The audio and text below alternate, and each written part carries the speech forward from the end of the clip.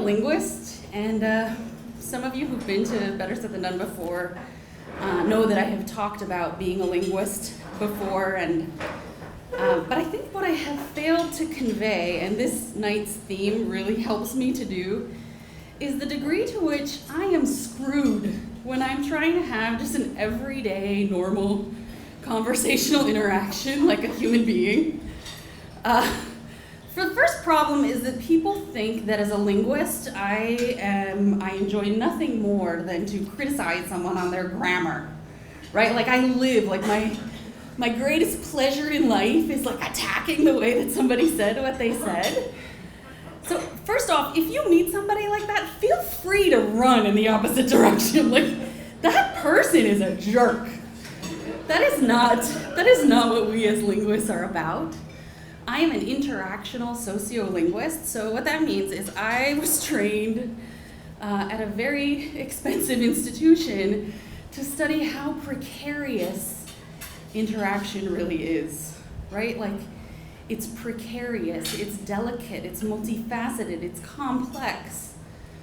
The sum total of over a decade of study along this vein sort of brought me to this place where I can't even really understand why interaction actually goes well, ever. But we are trained to expect misunderstanding. That's what I am an expert in, misunderstanding. And of course, we are trained to rush in and identify the source and have patience for the work that might need to be done to remedy it. So you would think that I would be ideally suited to be the host of a networking event for expat Canadians. Perhaps I should tell you that I'm an expat Canadian myself. Also that I'm very interested in the conversation that I am the most interested in helping to promote smooth interaction around is people talking about their work. I love to have people, challenged with the task of describing what it is that they do in ways that really help people understand why it matters and why it's important, especially in a context where you're trying to look to change careers or do something new or help someone else change careers or do something new, right? So it seems perfect to have me as your host for a business card swap for the expat Canadians, right? The event that I'm going to tell you about tonight was when that misunderstanding that I had been expecting all those years came to pass. So the evening was going well. Jack was talking about how he was looking for an IT consulting opportunity, and Jackie was talking about how she just graduated with her degree in conflict resolution and was looking for a placement at an international organization, and Ed over here is looking for recommendations for a PhD program. He's particularly interested in studying business strategy. We're hopping along, and I guess I probably should take a moment just to say, step back and think about this interaction for a minute, because, networking events are usually organized around something that people share in common, but it's usually something that sort of delimits the parameters when you're talking about careers, like same sector maybe, same industry, same discipline or approach. But this is Canada. The thing that we share in common is the geographically second largest country in the world. It's not bounding, it's not narrowing anything down at all, right? And naively, as a linguist, I was actually secretly delighted about this. The Canadian just came out right there. I have a little business that is called Career Linguist. And I love a challenge, a really challenging situation like this where you don't know what anyone's going to be talking about.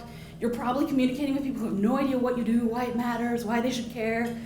Great. Okay, so we're proceeding along. We get to Karen. Karen tells the group, I'm an adult party planner. Okay, so I've got my host hat on. I'm I don't know, there's a lot of strange looks right now. I think people don't understand what it is that she does and what she's looking for. Career linguist hat. All right, people don't understand what it is that she does and what she's looking for. Linguist hat, look for a synonym. So I say, Karen, is that event planning? Right? Karen's looking at me no, not really. Okay, So I've got my host hat on. All right, Anna, think of something, right? You've just called attention to the fact that there's like a misunderstanding here. I've got my career linguist hat. What's the best thing to do when you're trying to describe what work that you do? Give an example. I've got my linguist hat on. Oh, if you're going to give an example, paint it with vivid imagery. So I say, Karen, like, look, here's a group of professionals, right? A group of adults.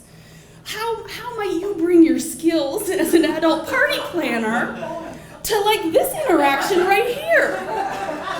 All right, so the coin has dropped for some of the people in my group, particularly some of the men.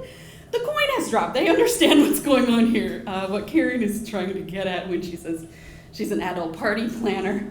I'm too busy being a host, linguist, and career linguist. God bless Karen.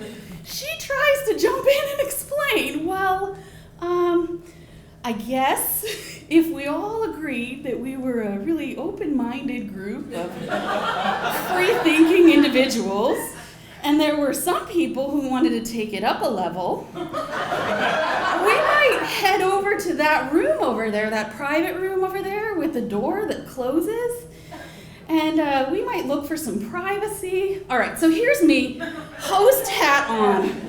My host hat, I'm thinking, how come I never noticed there was a private room over there? Right? I've been organizing this happy hour for years now. I didn't realize there was a private event. I must look into that for next time.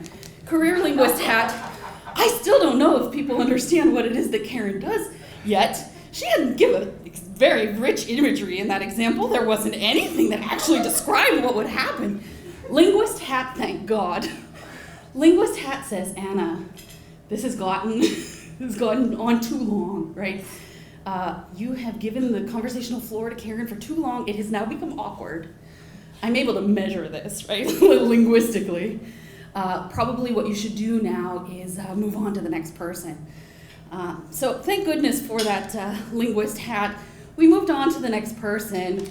Of course, after we've gotten a chance to go around the room a little bit more, and I've started to realize that Karen's been glaring at me now for a half an hour, I start to slowly put together the pieces. The event breaks, we've moved into open networking. Karen storms over to me and hisses, I'm a dominatrix! Thanks a lot! Right? Like, I can't say what I do. Everybody understands that except you. Why didn't you understand that? And I'm thinking, well, because I am a linguist. And I was your career linguist and your host. So, yeah, if you thought I was screwed with just the one hat on, wait till you see me when I have three.